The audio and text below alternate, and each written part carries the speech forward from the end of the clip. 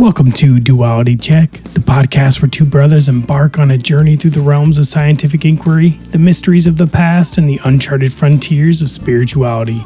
Join us as we explore the wonders of our world and beyond, all while embracing the roles of curious bystanders rather than experts.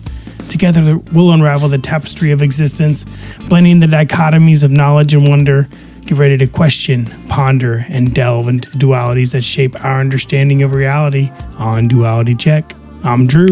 And I'm Dean, and welcome to our new studio. Heyo. It's a work in progress. Yeah. And we spent the first hour of our session here tinkering and breaking our alien. Hand me the alien. Here's the head first. Our sister Amy, who's like our number one fan, got me this alien statue, and it's already broken once. And I put it up on that shelf, and literally right before we got everything ready to go, we're about to sit down and start recording, I bumped the shelf and the alien fell off, and he fell into like 3 or 4 pieces. We got some feet and legs. I got some super gluing to do, but the alien would like to say F you to the audience. He's flipping everybody off. Oh man, it's so sad. Yeah, we'll get him fixed, and he'll be chilling right up here above me. Yeah. We might put him on the other shelf because we walk by this one a lot. That is true, and since he's kind of hanging off, it's it's prime real estate. It's danger zone over there. He's kind of high. You can't really see him on the. Let me switch to our other view here. There we go. Yeah, you can see him now. Check it out. This is the beginnings of our new studio and our new recording setup. And hopefully just, as the weeks go on, it's going to continue to be better and better looking. Yep. We've already commissioned an artist and company to make our blanket for us. So it's actually one of the guys that is our main musicians that we play a lot of music, TJ McNulty. He works for a company that makes like merch blankets for. Isn't this one of them? This is one of them. Yeah. This is one of them. But he's gonna make us one that says Duality Check. So that's gonna be we're gonna have our logo right behind us here. In the meantime, I thought this like skeleton astronaut was a cool stand-in. So it fits perfect. And then we also got a couple art pieces from Amy. She gave me that, and then she actually painted this one.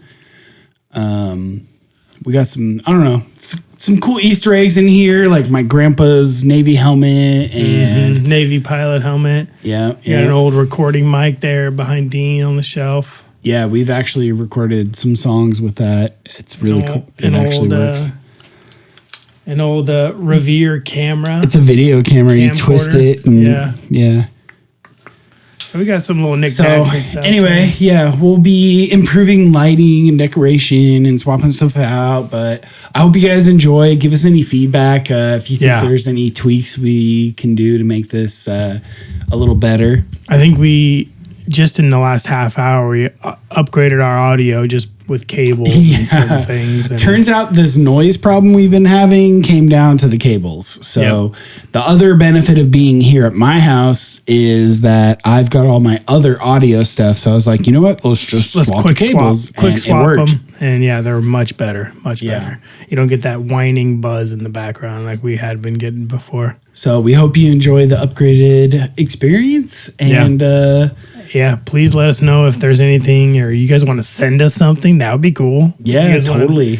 Add something to a shelf. We could add some Easter eggs back here for people. Yeah, absolutely. It turns out my book collection, I have a lot of ebooks. I started getting a lot of ebooks because I was like, I have nowhere to put all my books. But now that we moved here, now that we have them, I've got all this shelf space. And like, I need more books again. So, yep. Anyway. Recommendations on books to add to our shelves and read. For sure. But yeah, so this is episode 94, right? 94. Episode 94. We took kind of a week-long hiatus and we took a little bit of hiatus, and we may take another one during the holiday season. The holidays are coming up. I don't really know how it's all going to play out.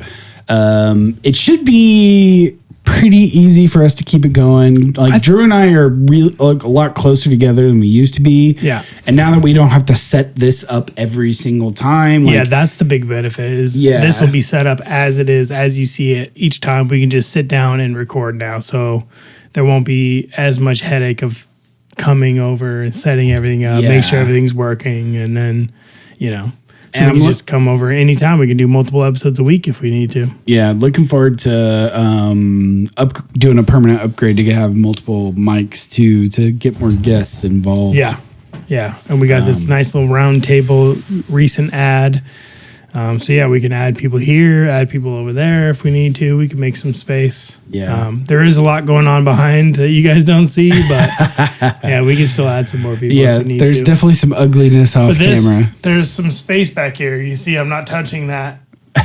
We got some space. I know it's kind of misleading. It looks like that's right behind us, but it's not. It's not quite right behind us, which is great. Yeah. So yeah, appreciate y'all tuning in and helping us grow, and this has just been so fun for us the last 2 years of us doing this, from the planning phases, and it's cool that this is now happening because we got a dedicated area for this. Right. Yeah. It's a good step. It's cool. It's fun. Yeah, I'm excited. Seems like a big step for us. Yeah, especially because we can start making this like more and more ours over time. Like it already is, but like it's just going to get more personality as time goes on. More personal. Exactly. Yeah. And if you hear, little bangs and cracks and dogs barking in the background, this is a living, people are living here, and we're in a room here. So, it's the family home. It's the family home. They are trying to be conscientious of us recording. Yeah.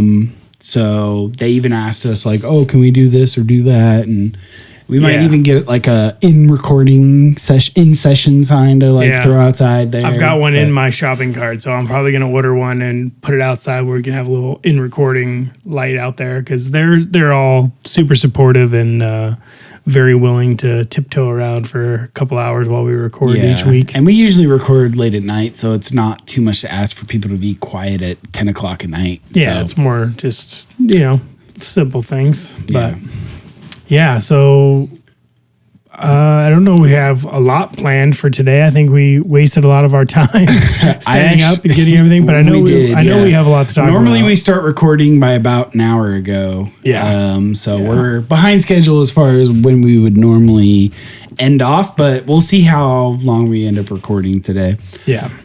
You brought some stuff that you were pretty excited to share today. So there's some stuff in our file here that I wanted to get into. There's this one right off the bat, if we want to go right to it. Yeah, let's go for it. This is on X. I'll show you guys here what we're looking at. And this is something that came across my feed not too long ago. And this is nothing concrete or hard, but what is happening is the Colossal, that company that did the direwolves, cloning of the direwolves, the cloning of the direwolves and brought the direwolves back from extinction. They're doing sequencing on the Nazca potentially doing sequencing. They're potentially doing it because they want the permission of the government in Peru to do these things. Oh, so they don't have permission yet, but they're seeking it? They've got permission from third parties, but they want the Peruvian government and all of the governments and officials involved. Yeah, they want it to be as above board as possible. Right. They don't want, especially if you're doing DNA sequencing. Like DNA sequencing requires material to be taken out of, like actual physical material to be taken out and basically destroyed in order to do some DNA sequencing. So although they probably have access to samples that are already been taken, they still would like the permission of those entities in order to present the information. Well, so they that may there's need no it for sort of chain of custody type stuff as well. Yeah, because if someone gives it to them under the table, then someone can come back and argue that was not a legitimate sample. Right. Yeah, in order to argue the validity of it. But I think this is just a quick clip. I don't know if there's a video. Yeah. Yeah, it's 3 minutes. Let's check this out. Yeah, let's listen to this real quick. Buddies, Jesse Michaels. I don't know if you know. I heard of him. Yeah. So he's an awesome guy, super smart entrepreneur, tech guy. He's got a YouTube and a podcast now, and he's working on these tridactyls. Have you gone? Tridactyls. Have you gone in these Peruvian mummies? No. Have you gone down this rabbit hole? Interesting though. You got to go down this rabbit hole. Peruvian mummies. So mummies actually existed back then? Yeah. So there are these mummified bodies, right? That I think it's like tridactyls.org or something. You can find it. It's very easy to find. And they're mummified, to my understanding, not like the Egyptian mummies where they're deliberate. Well, it may be deliberate, but they're not mummified through the same process. Yeah, different process. They're mummified through this diatomaceous earth that like sucks all the water out of them or something like that. Yeah, it basically, it sucks everything dry, so it's all just dry. Right. And it's kind of the same process. It's kind of I don't think all the organs are removed and stuff like they do in Egypt. Right. It's a totally different like mummification process. But yeah, let's keep going. So like Jesse called me, right, and said, hey, have you seen this tridactyl thing? And it's basically, there are these humanoid figures that have been found in Peru. And there's a little bit of controversy and craziness around it, but there are these humanoid figures that have like, 3 fingers versus versus like having what we have. Yeah. They're shorter. I mean, they look straight out of something out of like Close Encounters of that's exactly what they look like, right? And so it's crazy. So there's all kinds of like conspiracies around it and whatnot, which is interesting. But Jesse called me. He's like, man, I've done a lot of research on this. I spent a lot of time and a lot of money. We've done MRI studies. We've done all this stuff. It's like, and this is Jesse speaking. He's like, I believe they're real. And I was like, well, yeah, like Jesse's a smart dude, right? And like, I know him pretty well. And so I was like, well, look, it's ancient DNA because they think they're about 10,000 years old if they're real, right? I don't know if they're real. I can't claim that because I haven't seen the data. And I said, well, look, if you can get the right permits to export them to us, we'll totally like sequence them, right? And so this goes back to that pop culture thing. It's like some people would be like, oh no, that's controversial, or that sounds like aliens and weird. Like that, like you're a science company. Why would you do that? But I just believe that we don't know everything, right? And we learn new stuff every single day. And so I told Jesse, I was like, look, we have an ancient DNA lab. We arguably have the #1 computational biology lab in the entire world. So if you can get us the samples and bring them in the right way, because that's another issue with samples, right? You need to go through the right chain of custody. You got to make sure that you have government support on both sides. Right. And if you can get that government support from the Peruvian government, because there's been some controversy around this where they don't, not everyone that's taking samples out of Peru had that permission. Yeah. So as long as we have permission from the government, people want us to do it, sure, I'll go run it on our, we have the top ancient DNA because, one situation is it's something crazy. Another situation is it's fake. Another situation is it's some weird mutation around a population of humans. But no matter what, that's still interesting, and it's minimal work for us to do. So I'm a big believer in just looking at all that. Like, we get all kinds of crazy stuff. We and I shouldn't say it crazy, but I mean, I'd probably say weekly we get like Sasquatch, Bigfoot, Yeti emails. It's like, I've got this sample. Can you sample it? Yeah. We can't sample all of it, but if something like Jesse calls us, credible. Yeah, it's a credible source, and like we either know them or it's had some level of scientific rigor. We do it, so that's probably like a fraction of 1% of what we do. But that kind of goes back to just like we're pretty open-minded at Colossal. We try to, and we take a different approach to all the sciences. Respect, honestly. Dude, that's cool. Yeah, so they're open and they're willing if the terms of what he's laid out there are met. They have permission from the Peruvian government. They have permission from the U.S. government, it seems like. Right. And they have all of the chain of custody there documents. Needs to be official transfer of the material to from the point lab A to point B. Yeah. in order that once it's sampled, you don't get a million scientists saying, we don't know that was actually from the Nazca Mummies, right? Exactly. I mean, it'd be hard to argue if they were to be like, yeah, this is a legitimate entity Right. that had its own DNA. Right. That's hard to like be like, Well, especially the one that has a fetus too. If they could get a sample from the fetus, from the fetus itself, show like show the connection. DNA connection, like the maternity between the oh my gosh. And I saw another video. I don't think I added it on there, but there was another video of the Peruvian government scientists that are working on the Nazca mummies dissecting the fingers, and that you can see them. You can see they expose the bones. So like you see And they're like the taking layers the of like flesh. skin and then muscle and then bone and some veins or arteries or capillaries or whatever in there.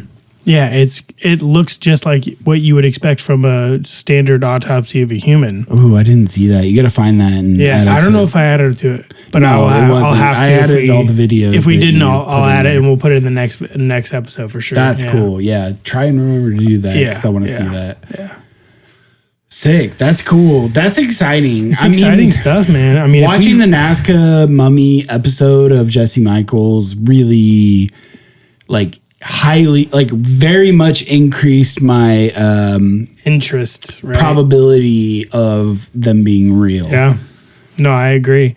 Jesse is not a dumb person. He went himself to Peru. He spent time there. Yeah. Weeks or months there, a month there, and was going through all the evidence, speaking to the scientists, doing all of the research himself, watching it all happen. Yeah. Now, I just want to give kudos to Colossal for being open-minded scientists in that way. And Jesse, too, for going and doing these things. Like, these are things that a lot of people are interested in. Yeah. But don't have the balls or the resources or the... Well, 20 years ago, it would have just been like some tabloid story. Sure. And it would have gone away, right? Like, absolutely. So, because they wanted it to go away, right?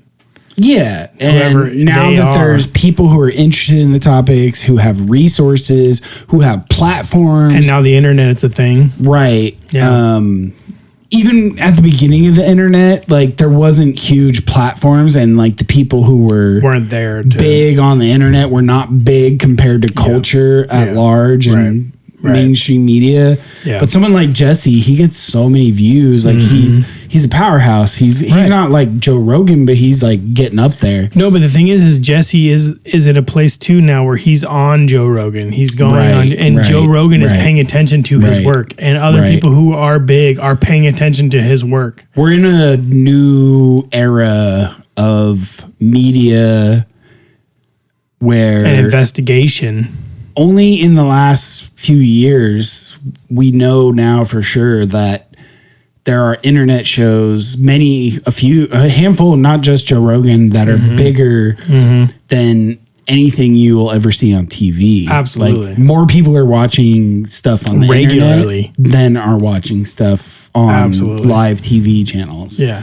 And so the balance of power is shifting. Oh, it's been shifting. It's and when you go and you look at these legacy media, it's been shifting, but now it's turned. The tipping point has gone. Yeah. Right. It's inverted. Yeah. Where now the internet media has more power than classic media. And it's hilarious because there's more eyeballs, at least. Way more eyeballs. And the thing is that whether you're telling the truth, right? Like a lot of these internet shows, especially the ones we watch and the ones we reference on a daily basis or on a weekly basis, right? That we talk about on the show, they have so many, like they are trying to find the truth all the time. They are not lying. They don't have these big funders who are like writing their scripts for them. Exactly. There's no script. There may be a script, but it's a self-written script. It's not coming from on high to where they can't challenge it. Exactly. Like in a corporate environment. People can tell the difference between somebody who has worked weeks and weeks and months to put together this show for this one episode that they're trying to put together out of the passion versus out of just like a newscaster on CNN just being throwing handed resources the lines at for the it. day. And just throwing resources at it. Oh, I'll pay you $200,000 to put together a little AI video for us, and then you just put on top of it some like generated script that they had been talking about for or that somebody brought down. It's so easy to pick out the BS, and then you go to like these shows like Y-Files or Jesse Michaels or Danny Jones, where they're doing these really good investigations or just interviews with people. Yeah, well, they're giving the limelight to these people who like Danny and Jesse are interviewing these authors who've had books that have been out for decades, right? And so the nerds in the subject know these things already. But the nerds in the subject represent a tiny piece of the whole fraction of the audience of these media personalities, these new media personalities. And so they're getting a whole new audiences like Reza Giorgiani or... what's his face that wrote UFOs and Nukes that like Jesse can't speak highly enough about. Yeah, he brings it up on like every single episode. But yeah, these are authors that have had their moment in the sunshine, and they've maybe even had big success. But big success for an author in the UFO topic has been like, maybe you get 50, 100,000 sales of your book, right? But then you go on someone who has millions of viewers, and it completely changes the equation. It changes like the public consciousness, even to like Amon Hillman and people like that, where the spiritual side and like the religious side and all these different things, like these people that have been around for decades that never got the chance to explain fully what it is that they're trying to investigate over these decades, or who have already been blackballed by the old establishment, but are now being accepted by the alternate media that is now becoming dominant. I don't know. It's exciting time because things are changing. Yeah. And there's so many new things coming out all the time. Yeah. And it's just, my YouTube feed, I'm sure yours is similar, where my feed is like, what was considered 10 years ago to be just conspiracies and like foolhardy, it's like UFOs, conspiracies, religious stuff, some like government conspiracies, soccer, some video games, but right. But yeah, mostly like the stuff I'm interested in. Right. And now that we have the duality checks social medias too, like when you go on our social medias and then search our algorithm for our specific stuff, when you search, it's starting to like line up. It's lining up. I haven't actually spent time searching from our account. Oh, dude, you should. I have to do it. Yeah, you should, because it's like specifically all the stuff that I like bring to us is like all the stuff that we're seeing now. Right, because you're gathering all that from our. Cool. I need to contribute to that. Yeah. Yeah. Yeah, no, it's fun. It's fun. And like a lot of the Bashar's, like I see Bashar more often now too, because he's on our algorithm, Dude, there was a new Comet 3i Atlas Anton Petrov video that just dropped. I haven't watched it yet. I've seen a few posts. I'm not sure what the new updates are, but yeah, I haven't seen much new. Well, I know there is new stuff, but I haven't, consumed it myself, so I don't know, and I haven't, gathered those videos yet, but there is some new stuff. Didn't it completed the perihelion, right? Yeah, we're past the perihelion. It's coming back around. We're back in view of Earth. Yeah, as far as I know. Yeah, and there's a lot of like and I think there was some weird stuff. Like they expected to see like the peak of the tails, and it wasn't. Yeah. It wasn't as strong as the peak had been previously. And then people were claiming that there's like, and it should be the jets warmest it coming has off been. it and Yeah, stuff. yeah. I think it had the sunward tail again. Right. I don't know. Anyway, But I'm because talking of out the of my angle. ass because I haven't Yeah, had a reference I haven't here, consumed it either. But maybe we'll bring that up next week. yeah. Let's see. We're at 25 minutes. You want to take a break or you want to go into this next one? Let's go into this next one because I think this is this is what happened recently. I don't know if you were paying attention to this specifically, but this happened in the last week or so where we had the CMEs. Yes. And so we had a lot of that was Aurora related Borealis. to 3i Atlas too, because people were expecting interaction between 3i Atlas because of the CMAs. Yeah. And it wasn't reacting the way people predicted it would. Oh, I didn't actually talk about, but so this is mostly this is talking different. about the CMEs specifically and how we have like. I know there was a recent because of the CMAs there was like recent 3 of storms them. that brought the Aurora way south, south, yeah, or way north if you're on the I guess, yeah. southern. Let's check this out here. You guys go. This is NOAA Space Weather Prediction Center.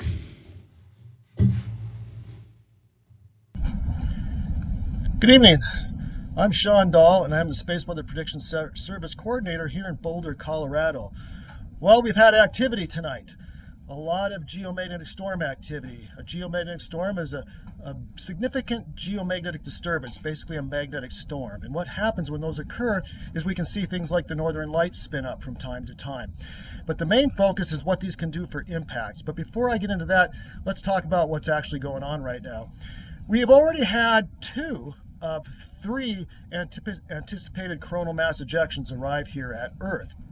A coronal mass ejection, or CME for short, is a blast of solar material, charged particles, and a very strong localized magnetic field that stretches out into space from the sun.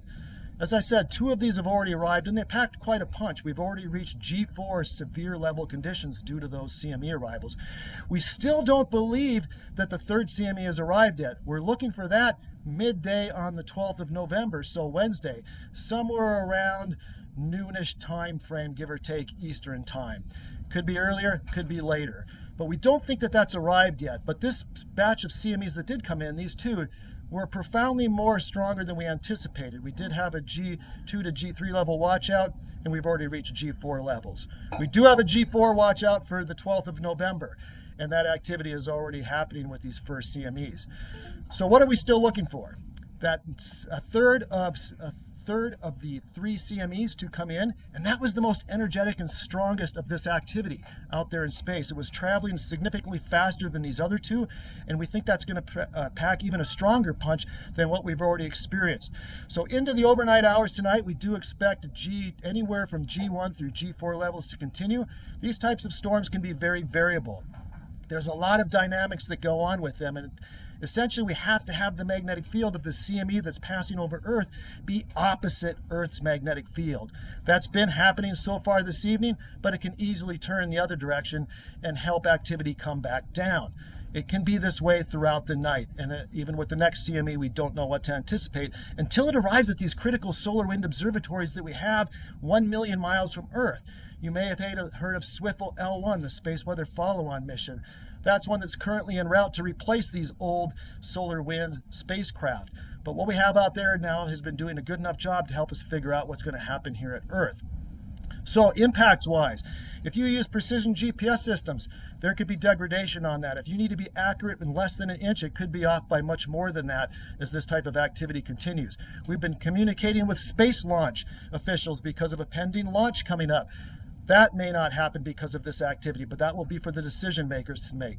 We've been talking to some state watch centers, FEMA, even the highest levels of our government at the White House to inform them about this type of activity because these can impact the electric power grid of our country, the bulk electric system. We notify even well in advance today to the power grid of North America about this pending activity, and it did indeed arrive and already materialize to the levels we were looking for. I have fellow forecasters in here tonight that are also busy handling the situation, so we are very adequately staffed here this evening, handling this type of activity. So continue to look for types of posts tonight through our digital communication systems. We'll do another one of these types of recorded updates if it's necessary. But know this as a bottom line. CME is already passing over Earth. We still anticipate that third and potentially strongest CME yet to come. Thank you very much, and remember to always check in with spaceweather.gov. We're the nation's official source for space weather information, warnings and alerts, and forecasts right here at the Space Weather Prediction Center. Thank you. Interesting. Okay. Yeah. We're going to have to tag that. Go check out their website every once in a while. Spaceweather.gov. Yeah. NOAA Space Weather. .gov. Oh, yeah. This is cool. Here, I'll show this to you guys. So it's got maximums with empty numbers. None.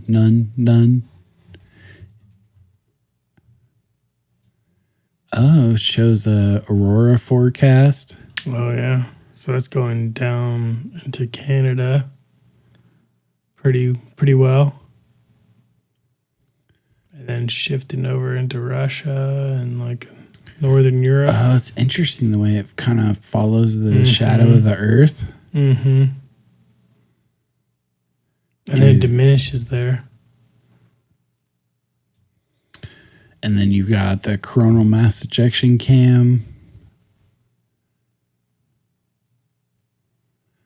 Looks like no major ejections here. Oh, there's one.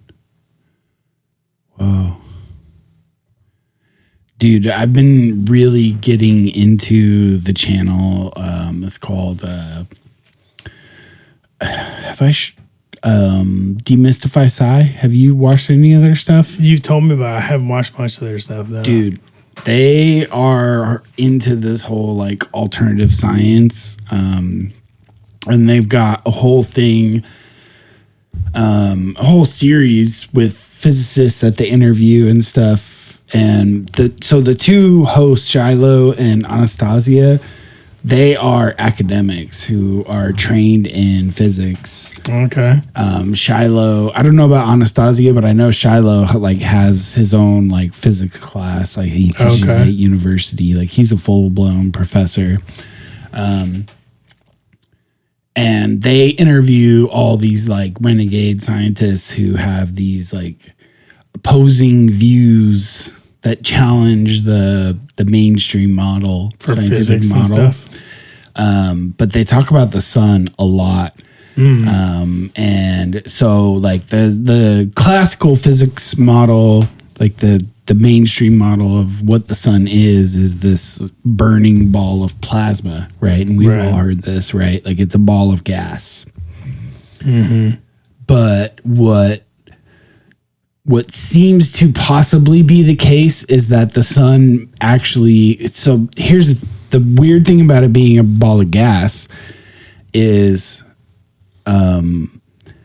gas doesn't collapse due to gravity because there's no container to confine it. Right.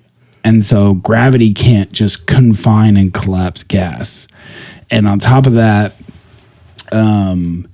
if the sun was this gaseous plasma, then you would what they say is that the sun actually has no real surface. It's just like a gradient. But when you look at images of the sun, it looks like it has a surface. Yeah. Yeah. Look at this brightness. here. Yeah. Like that looks like a surface. But they say that that's just an illusion. And that it doesn't really have a surface. And so they have people that come on with like alternate physics explanations of what they think the sun actually is. And they think the sun is like maybe a liquid or a solid that's in this like hexagonal lattice structure. And they said another reason that they think this is because the sun gives off almost a perfect black body radiation. And I don't know if you've heard that uniform term. So the radiation coming. All right. So there's if you take like hydrogen, right, and you put it in a vacuum and you light it, that hydrogen is going to give off emission lines, like specific emissions that make up the hydrogen element, right? Right. And but it's predictable. This is how like mass spectroscopy and stuff works, is because we know that every element and every chemical compound has like signatures of like peaks that they give off at certain frequencies. Right. And gases, they do that, right? But it's only with like solids and liquids that you get what's called a black body, where instead of these specific peaks, you get this like smooth curve output of radiation. And that's what we see from the sun. Yeah. And the thing is, on Earth, we've never been able to get a gas or a plasma to output a black body. It's never been done in the laboratory. Right. Otherwise, we'd be able to create our own sun. And so, like, classical physics say that, there's some sort of reason, special property why the sun gives out a black body, even though it's gas. Right. But they haven't explained it really. We've never observed a gas or a plasma giving out a black body. Like it's impossible. It's never been done. It's never been scientifically proven that it even can happen. The only things we've ever seen it from is liquids and solids. So we have no idea what the sun really is then. Right. We know that it gives off a black body, but we know that we don't know if it was a gas, we have no explanation for how a gas or a plasma could give off a black body. So there's a lot of weird properties of the sun. Anyway, it's a really cool channel. I might save some clips and stuff to share. But yeah. I want to hear some more about that. Yeah. For sure. Because the sun and other suns, right? Like, do they do this experiment with other suns too? Yeah, there's some people. There's one guy that he's kind of a mainstay on the channel that they go back to a lot, and he apparently was involved in the development of like radiation imaging, like MRI and stuff. I don't know if it was MRI specifically, but one of these like radiation imaging technologies. And because of that, he got deep into radiation. And even though he wasn't a trained physicist, like he wasn't a cosmologist, he became like one of the world's leading experts on how radiation works. Okay. And then he applied that knowledge to the sun. He's like, dude, this does not add up because it shouldn't be able to output the radiation we observe from it. Based on the parameters that we right currently have for it, right? Right. Anyway, super interesting. I'll dig into that, and we might do a sun episode. The sun is weird. Really cool. The moon is weird. The sun is weird. The sun is weird. Like the earth is weird. I feel like everything's weird. Mainstream science in general has this problem where they learn something, and what they learn may be valid, but there's a bunch of interpretations for how to interpret what it is, like that data point. Yeah. And they take a lot of liberties. There seems to be a temptation to always favor whatever is the standard model, the standard explanation for cosmology.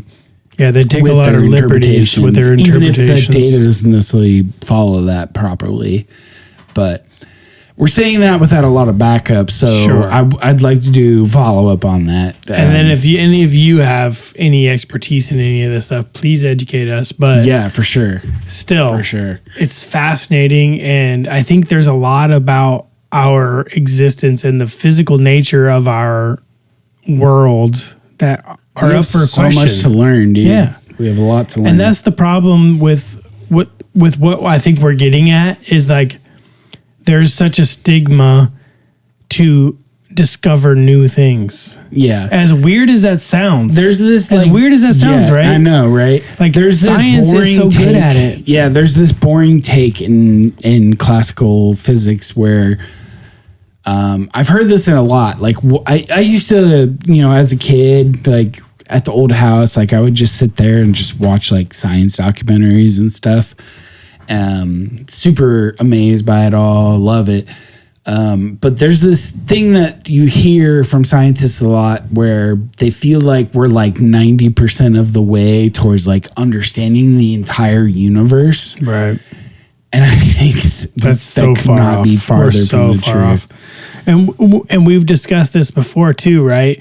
Where all you need to, like, if there is any fundamental physics that we are getting wrong, we are so far away from the truth. We are exponentially farther away from the truth than we anticipate we are. Yeah.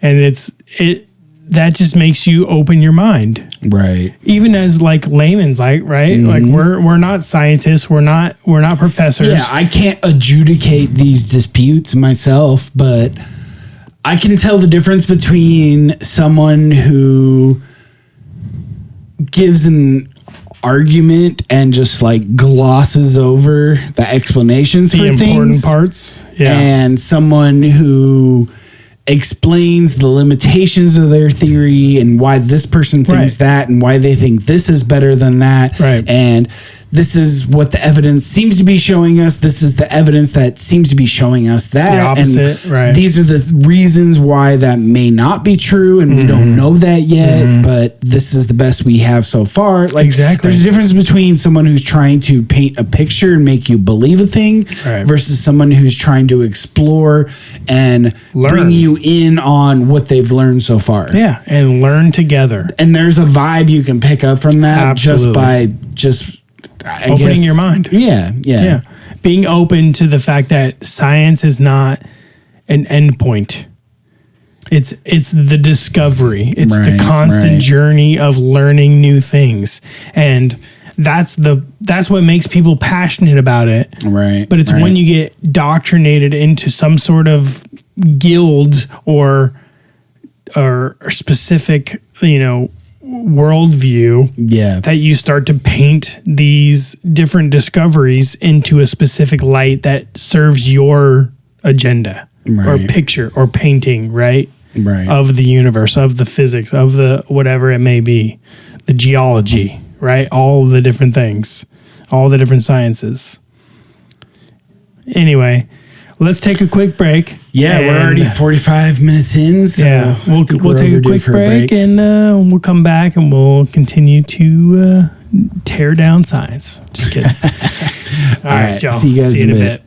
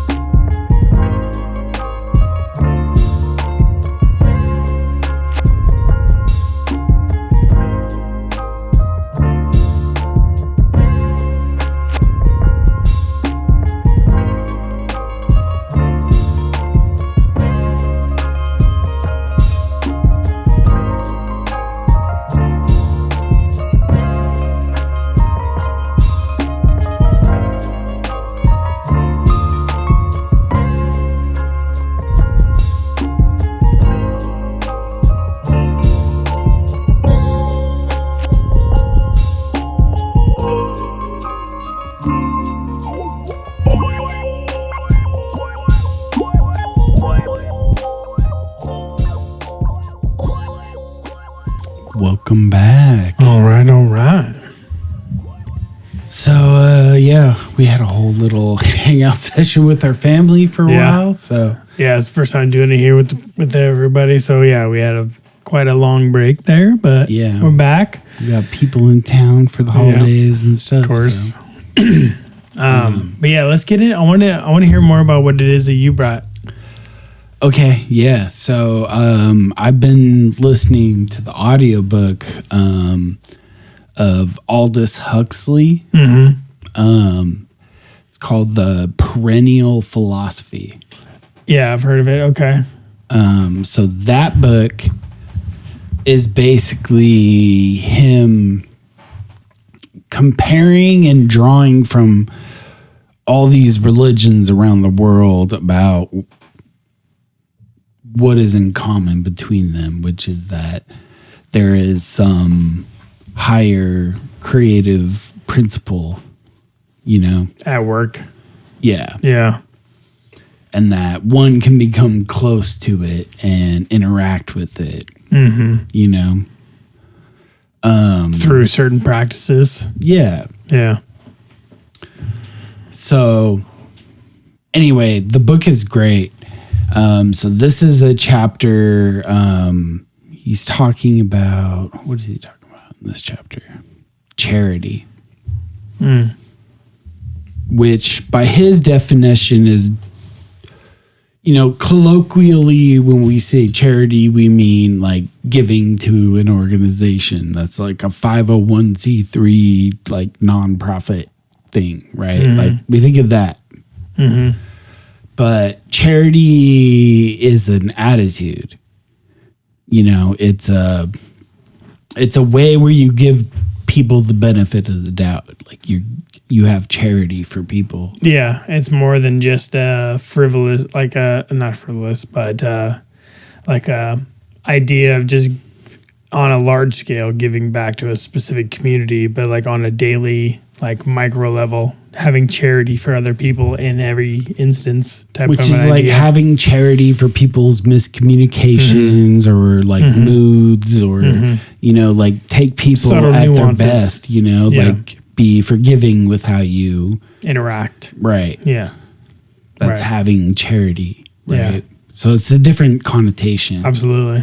Yeah. And that's kind of the connotation of this chapter and what he's talking about. Okay.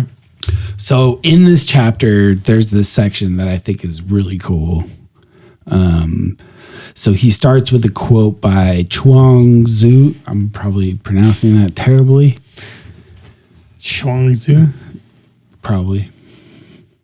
Says, those men who in a special way regard heaven as father and have, as it were, a personal love for it, how much more should they love what is above heaven as father? Other men in a special way regard their rulers as better than themselves, and they, as it were, personally die for them. How much more should they die for what is truer than a ruler? Then it says, when the springs dry up, the fish are together on dry land. Then they moisten each other with their dampness and keep each other wet with their slime. But this is not to be compared with forgetting each other in a river or lake. Yeah, so the misfortune is not to label you as to like not be the thing that you once were. Or it's more like we can interact with each other in a way where we're like sharing slime. Right. But it's not the same as actually being in the ocean or being in the river. Yeah. It's like a survival mechanism, but Well, it's not the ideal. Yeah. That makes me think of like no matter how evil or malevolent you may act, like it's just part of the, like if you were to like bring it out to a different scale, like you are the experience you're having in the way that you're interacting with it is not to say that your essence is not pure. Right. Outside of the analogy is what I mean. Yeah. So keep this analogy in mind. He's going to build off this analogy of like fish being on land and keeping each other alive with their slime, right? It like can keep you alive, but it's not saying you want to be in the ocean. You want to be in the river, right? So it says the slime of personal and emotional love is remotely similar to the water of the Godhead's spiritual being, but of inferior quality. And precisely because the love is emotional and therefore personal, of insufficient quantity. Having by their voluntary ignorance, wrongdoing and wrong being caused the divine springs to dry up, human beings can do something to mitigate the horrors of their situation by keeping one another wet with their slime. But there can be no happiness or safety in time and no deliverance into eternity until they give up thinking that slime is enough, and by abandoning themselves to what is in fact their element. They call back the eternal waters. To those who seek first the kingdom of God, all the rest will be added. From those who, like the modern idolaters of progress, seek first of all the rest of the expectation that after the harnessing of atomic power and the next revolution or three, the kingdom of God will be added, everything else will be taken away. And yet we continue to trust in progress, to regard personal slime as the highest form of spiritual moisture, and to prefer an agonizing and impossible existence on dry land to love, joy, and peace in our native ocean. Yeah. Wow. That's a great analogy. Yeah. So he's saying that the relationship we can have with the one, with the source, the love we can have with all of existence and the source of it all, that sort of love connection, if you can feel that, that's being in your native rivers or oceans. But when we cut ourselves off from that and we don't believe in that, we're not connected to that, we don't really trust in its existence, we live in a different way, and we end up relying on each other for the love connection. And like, love is beautiful between people, but it's not the same as like love with the source, the creator. You know, or even the larger community in a lot of cases, right? Like there's like, if you were to go back to the analogy, like you're sliming with people in your immediate vicinity, right? You're not sliming with any greater body than you imagine as being possible. Right, but the sliming is a survival mechanism. But the whole does it. When you live in the river, you don't have to slime each other. Right. You just live in the river. Yeah, and you can interact with whomever. Right. Yeah. But when you're sliming each other, you're relying on each other. You're not like interacting freely, you know? Like it's you're a forced relying. Yeah. No, that's a great analogy. Yeah, pretty cool, right? I like that, yeah. That's very cool. So then later on, he has this, here's another piece in the charity chapter.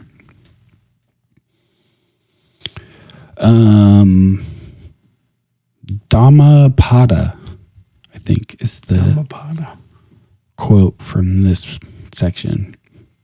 It says, "He abused me, he beat me, he defeated me, he robbed me. In those who harbor such thoughts, hatred will never cease." Oh, dang it. I just lost my place.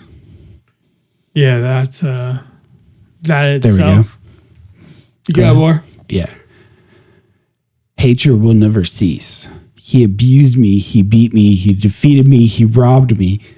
In those who do not harbor such thoughts, hatred will cease. For hatred does not cease by hatred at any time. This is an old rule.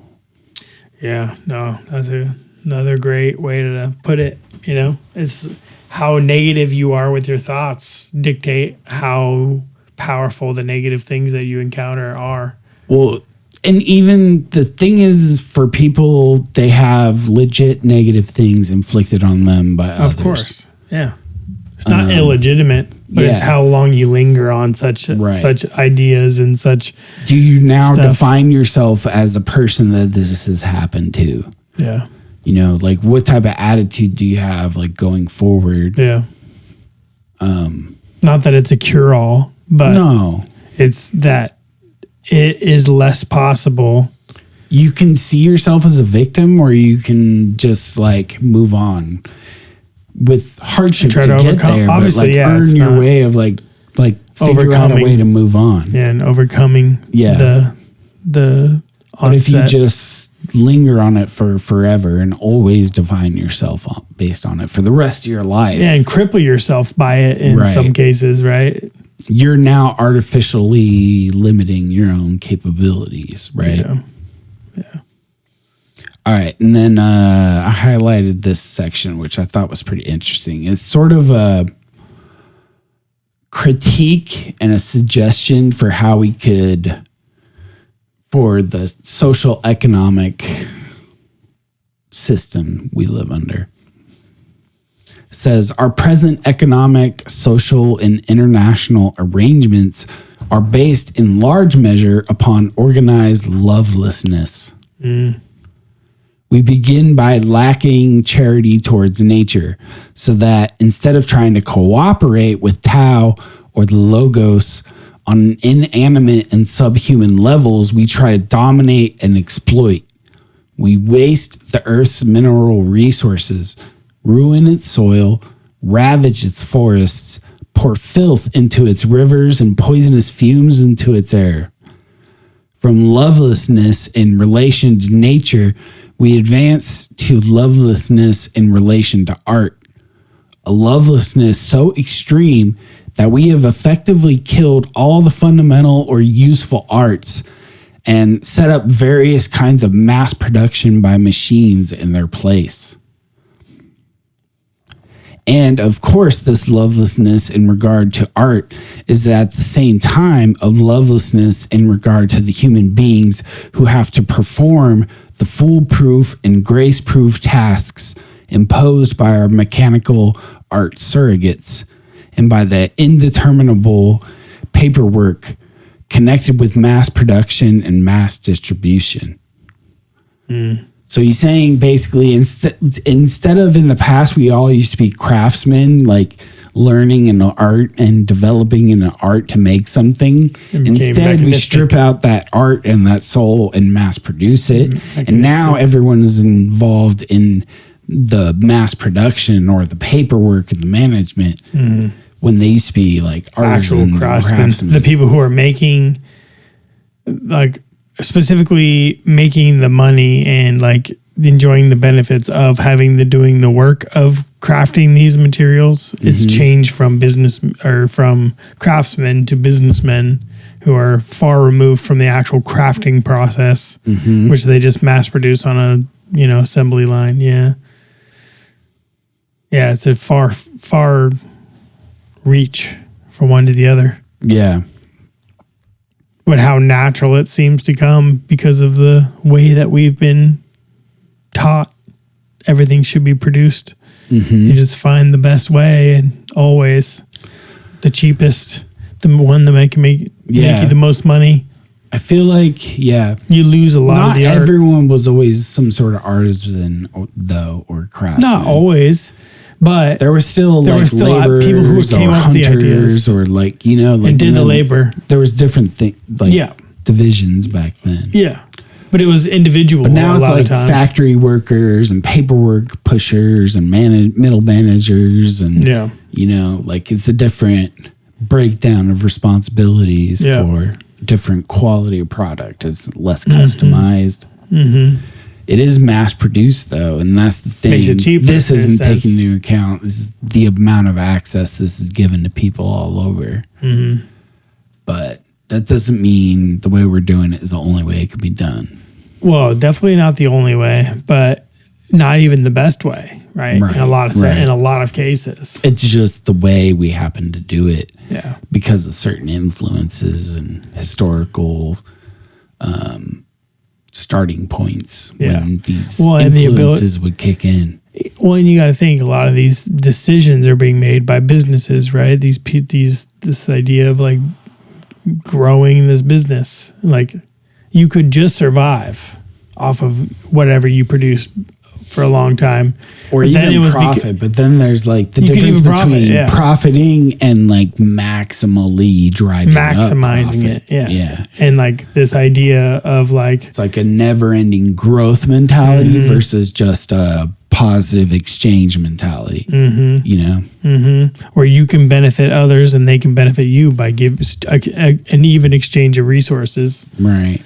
Instead of this idea of like... It's a perceived value difference, and people are willing to value things differently with each other, and you'll never have like concrete pricing for anything because people value things differently. It's not to say that what we have now didn't produce a lot of the great things that we have now, but I think there's always been other path. I don't think mass production is by itself evil. I think it's just like...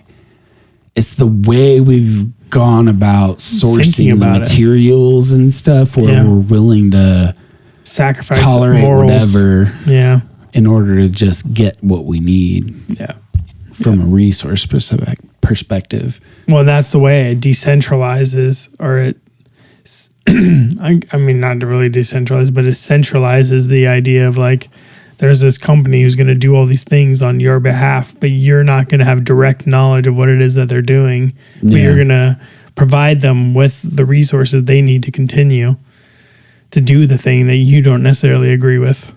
Yeah.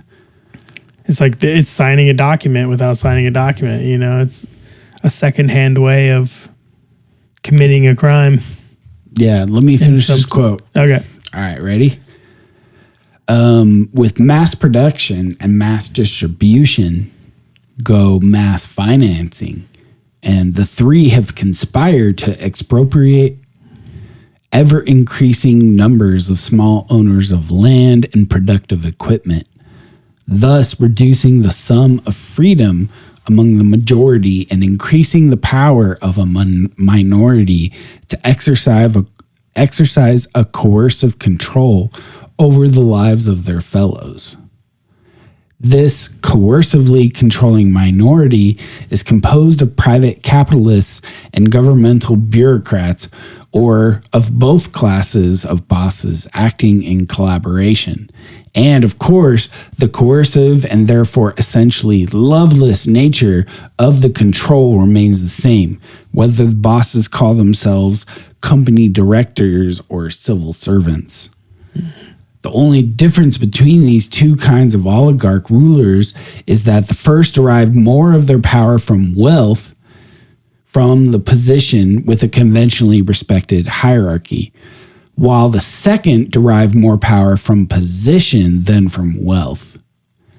Upon the fairly uniform groundwork of loveless relationships are imposed others, which vary widely from one society to another, according to local conditions and local habits of thought and feeling. Here's a few examples. Contempt and exploitation of colored minorities living among white majorities, or of colored majorities governed by minorities of white imperialists, or hatred of Jews, or of Catholics, or Freemasons, or of any other minority whose language, habits, appearance, or religion happens to differ from those of the local majority.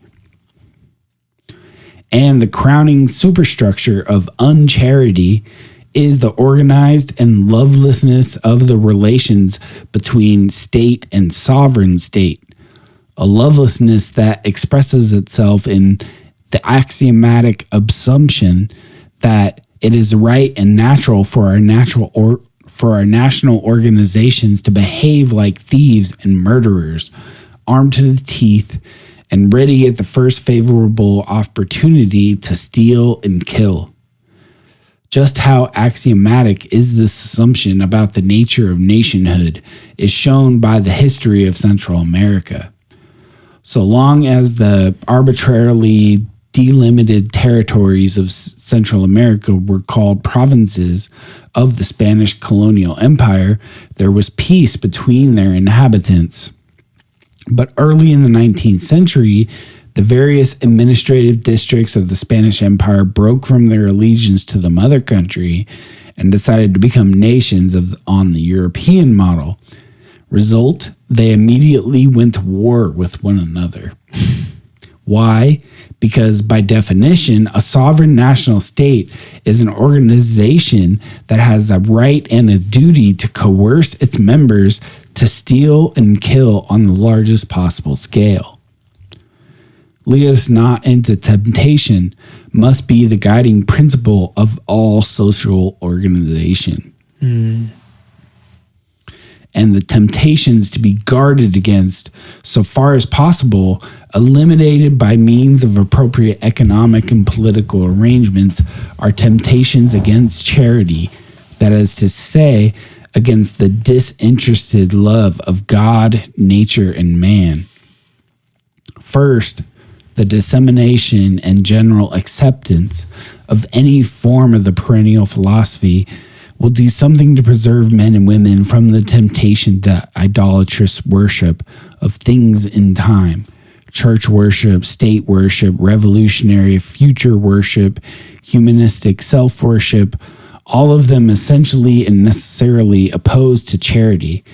Next come decentralization, widespread private ownership of land and the means of production on a small scale, discouragement of monopoly by state or corporation, division of economic or political power. The only guarantee, as Lord Acton was never tired of insisting, of civil liberty under law. These social arrangements would do much to prevent ambitious individuals, organizations, and governments from being led into the temptation of behaving Tyrannical? Tyrannically.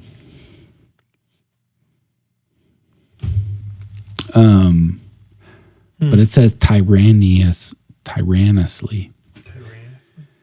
While cooperatives, democratically controlled professional organizations, and town meetings would deliver the masses of the people from temptation of making their decentralized individualism too rugged. But of course, none of these intrinsically desirable reforms can be possibly carried out so long as it is thought right and natural that sovereign states should prepare to make war on one another. For modern war cannot be waged except by countries with an overdeveloped capital goods industry, countries in which economic power is wielded either by the state or by a few monopolistic corporations, which it is easy to tax, if necessary, temporarily to nationalize, countries where the laboring masses without property are rootless, easily transferable from one place to another, highly regimented by factory discipline. Any decentralized society of free, uncoerced small owners with a properly balanced economy must, in a war-making world such as ours, be at the mercy of whose production is highly mechanized and centralized, whose people are without property and therefore easily coercible, and whose economy is lopsided. This is why one desire of industrially undeveloped countries like Mexico and China is to become like Germany or England or the United States. So long as the organized lovelessness of war and preparation for war remains, there can be no mitigation on any large nationwide or worldwide scale of the organized lovelessness of our economic and political relationships. War and preparation for war are standing temptations to make the present bad, God-eclipsing arrangements of society progressively worse as technology becomes progressively more efficient. Wow. I don't know what else to say to that. Yeah, so he's basically saying, like, everything's shit. he's just saying we're not looking out for, like, there's a way to, like, be God-fearing, you know, like, and to take into account, like, who we are spiritually first. Yeah. And then use that in mind with, like, making our societies and be charitable towards each other and build societies that protect each other. But instead, we build these crazy bureaucracies that wield great power with small minorities of the people ruling over everyone else. And it takes away all our power, you know? Yeah, the rule keepers and the ones who are meant to be affected the most by the rules are the ones dictating what the majority of the population otherwise wouldn't need to be, or where the resources go. Right. Yeah, the people who are creating the resources are not the ones the rules are necessarily intended for. Right. But you're also not the rule makers. Right. So you are ruled over by this third.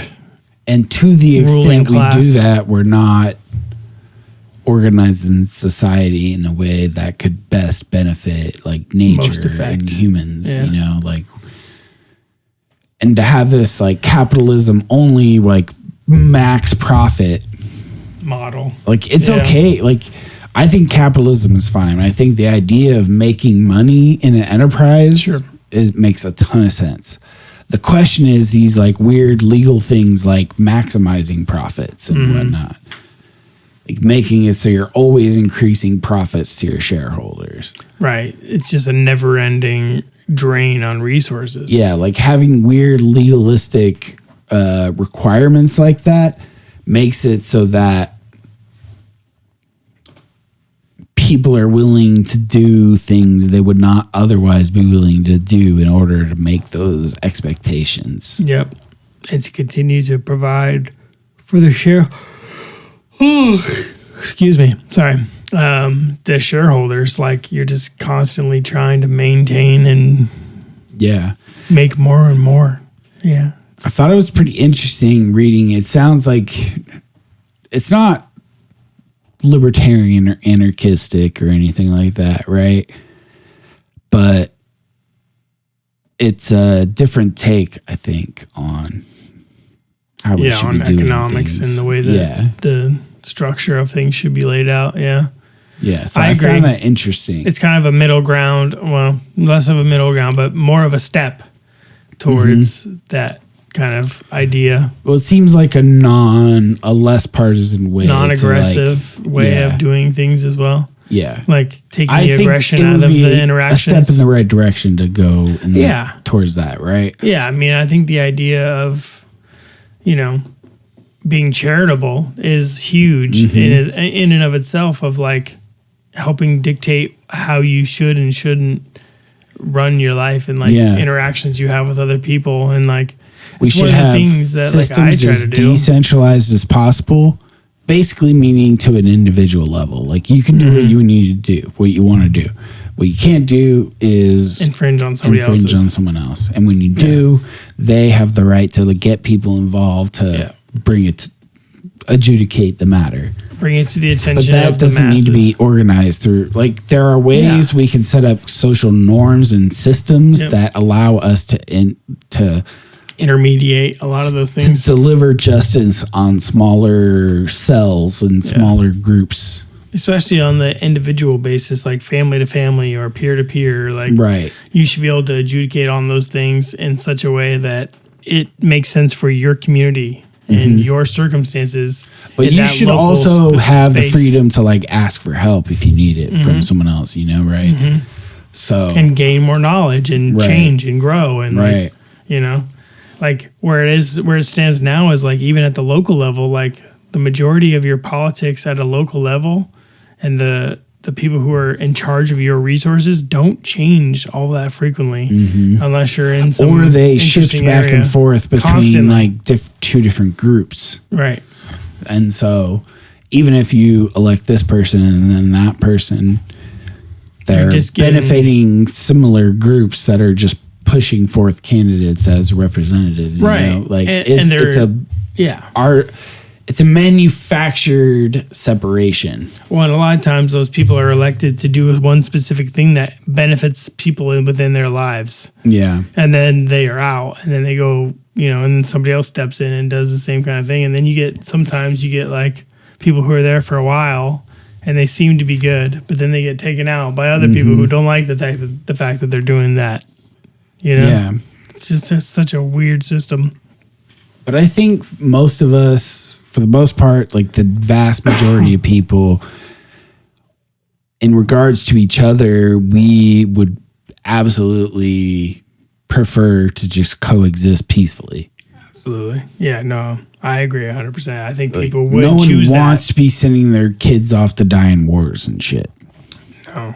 And I don't think that, like, it helps that you're letting a completely separate entity of the world dictate how you raise your children Yeah. and with the type of schooling and all these things. Like, that seems crazy to me now. I think the sentiment is changing. I think the majority of people are just for peace, honestly. Yeah. I think that's clearly obvious with like our internet age. Like we're about making each other laugh, stupid memes, being creative, and yeah. Yeah. I mean, We can coexist. I think there's some improvements to be made, but yeah, no, I agree. Yeah. That And we can still keep people. largely. And then all the money is going to be sucked into all these wars and stuff. And we can actually just put it towards like the actual evil that's not getting the resources it needs to be stopped. to continue to do the Yeah. crazy, stuff. that Imagine they're if most of the money that goes towards like militaries went towards like stopping serial killers and shit, like. doing. Instead of whatever it is that they're being used for, buying bombs and shipping bombs and doing all these things and funding for or all wars. the like drug laws and stuff or things that are victimless crimes, basically. Yeah. We have a whole sections of laws where most of our law enforcement gets used up just prosecuting victimless crimes. Anyway, I don't know. I thought it was a cool section. That's a great I really section. like And the analogy that they had. the slime fish Slime analogy. Yeah, I agree. That was such a thought-provoking exercise. The reason I wanted to talk about that too is because like I feel like it resonates with me because of the feelings I got when I had my experience with DMT, and I felt like I was communing with like the source, you know, and the sense of like love and connection and oneness and like identifying as partially that, you feel like you're in everyone, you're part of everyone, like everyone's life is just like a future or a past state of your own. Yeah, it's a different grand version scheme of of something that things. you're gonna end up experiencing. Yeah. And so we're all the little bug and we're all God at some point and we're all each other, Yeah, we live all the different. That oneness, that Cases. love, that connection with the divine, that's the river, that's the ocean. Yeah, When you don't believe in that, you try and build love relationships, which is fine, but like you're treating it as the slime when you need the ocean. yeah, you need the flow of You it all. can't just have those things and call that like enough love necessarily. Yeah, It's not the same. cool. Anyway, Well, I thought it was cool. I think that's a great time to just call it there. Yeah, let's do it. And sorry for the short episode on a short week basically from our last upload, But yeah, we're getting everything set up. We got a late start because of getting everything set up. We did get a late start.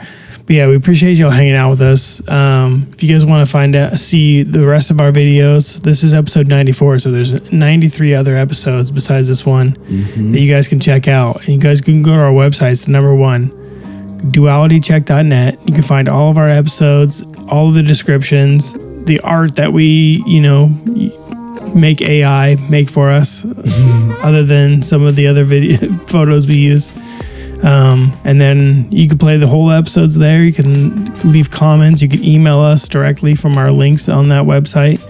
There's a lot of these tags here on the right side and the bigger ones. I tag all our episodes with the topics we are talking about. So you can look up Aldous Huxley and find this episode. That'll all be in the tags. And there's some of them that are more popular and whatnot or bigger. Oh, yeah, we can show the browser. Yeah. So these ones on the right side there, they're like the UFO, the UAP, the reincarnation, the Marcus Aurelius, the Lou Elizondo. These are the bigger DMT, disclosure, Ejections. These are all the Bashar is big, Alien. These are all the different tags. So if you click on one, it'll take you to a page showing all the different episodes in which we talk about these things, or at least that they're tagged in. We got to get the Younger Dryas bigger. I know we do, for sure. We're gonna have to dive into that more. Yeah, it's a fascinating idea and topic. There's a lot of theories surrounding the Younger Dryas too that we can go into. But yeah, so dualitycheck.net, check that out. Email us at host@dualitycheck.net if you guys want to email us directly. And go to YouTube and Rumble if you guys want to see our new studio. Check out all the stuff we got on the walls here. This is going to be evolution. This is going to be growing as we grow. Each week or two, you'll see some changes. We'll fix the alien. Here. We'll fix the alien here. Yeah, we got to get him fixed. He's got his head off right here. And his legs or feet are missing, but we'll get him fixed up. But yeah, if you guys want to, give us recommendations for books and anything that you guys think that might be cool for our new setup here, would be helpful. Appreciated. But yeah, YouTube, Rumble for that. If you guys want to come check us out here, or Apple Podcasts, Spotify, any of the other podcast platforms if you guys are listening in. So appreciate y'all hanging out with us this week. We'll check y'all later. All right. Adios. Peace.